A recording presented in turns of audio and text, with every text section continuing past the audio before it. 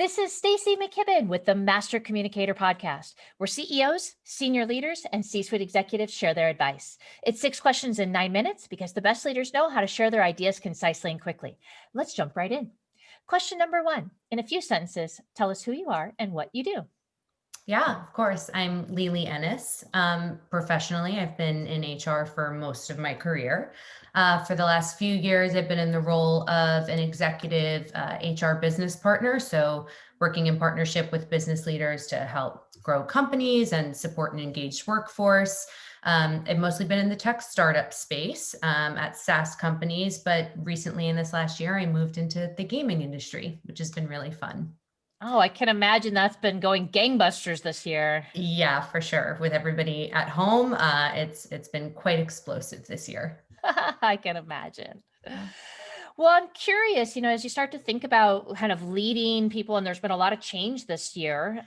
What's the best thing about leading people through change, do you think? Yeah, for me personally, it's the excitement. So no two experiences are the same, and it reminds me of one of those choose your own adventure stories. Yeah. I'm given a set of circumstances, or I'm put in a situation, and really being able to tap into both of my skill set and my passion in order to make decisions that can allow for the best case scenario. Um, you know, Change is hard for people, even one a change that you might consider for the better. And I think it's because it's human to fear the unknown. And so anytime something changes, there's uncertainty. Is this going to work? Is it the right thing to do? But I thrive in that space. And I believe that in that space of the unknowing, some really incredible things start to take shape. And so I think that helps me to lead others through change, whether it's big or small. So that's really exciting for me. That's super cool to hear. I think, again, that passion component is really, I think, what gives us our patience and our persistence through Yep. what can be very arduous and challenging times. Yep. Got to be passionate about it to make it work. That's great. So that leads me to question number 3, which is what piece of advice would you give to other leaders about implementing change? Yeah. This is for me, it's listen. So listen to your team, listen to your leaders and the employees, and even trusted friends and your family. They all offer a different and valuable perspective. And for me, that's something that I need when I'm implementing change, because navigating through change can sometimes require doing something that you don't have a blueprint for, right? You haven't done it before. For example, the pandemic, this past year, you've had businesses that had to pivot and make fast decisions and, consider things that they hadn't needed to before. And if you're trying to figure it all out on your own, it's going to be a long and winding road. So listening to people, what they need, what they're asking for, or more importantly, what they're sharing with you, right? The feedback, it helps you to prioritize and focus more strategically. And I believe that there's more value in those outcomes. Absolutely. You mean you didn't have your pandemic handbook to just reference to? Yeah, I looked for it and I just couldn't find it It's anywhere. funny. The last edition was 1917. So true. I haven't gotten to the library, so I'll have to look that one up. That's hilarious.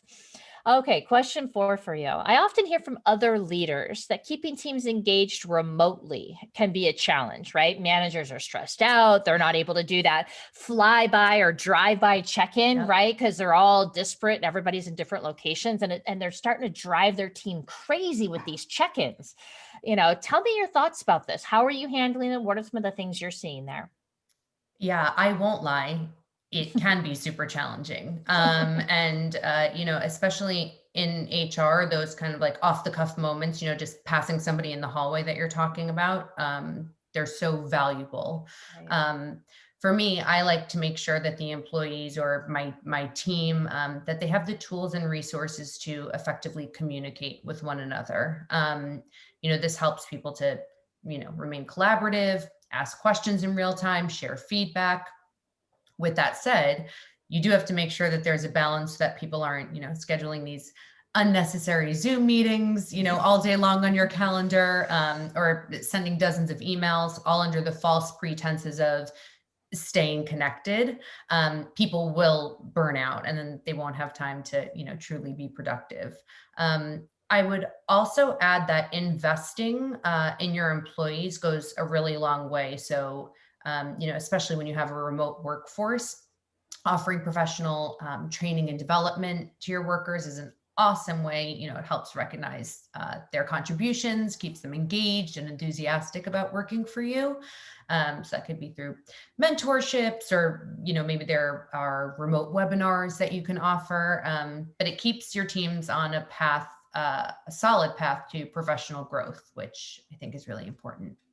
Absolutely. Okay, well, then that's interesting. So, question 5 is, what daily practice do you think is most important as a leader? I like some of those strategies that you named there. Maybe one of those is a daily one, or do you have something different for a daily practice? Yeah, my daily practice, it sounds really simple. It is showing up as my authentic self. It's so simple that it might even make you question, is that really something that you need to practice? But especially like on a good day, if I'm having a really on day and everything's going right, it's easy to bring my whole authentic self into the workplace. But it can be harder on some days.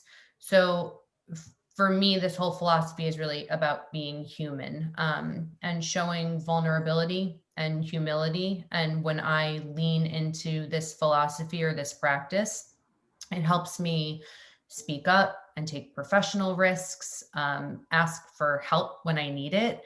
And most valuable to me, it allows me to connect with my team in a way that is really genuine. And then it encourages them to do the same, to show up as their whole authentic selves, which I think really impacts the team, how we work together, in a really positive way. Absolutely. I can see nothing but that, removing friction Yep, and, challenges, because you're just more connected with one another. So absolutely. that's amazing. All right. So, magic question number 6 for you. What other successful business leaders like yourself should be on the podcast? In other words, who else should we be paying attention to? Yeah, I have had the opportunity to work with some really incredible people over the last few years. Again, very focused in the HR function. But I have worked with one of the most emotionally intelligent HR professionals that I've ever met.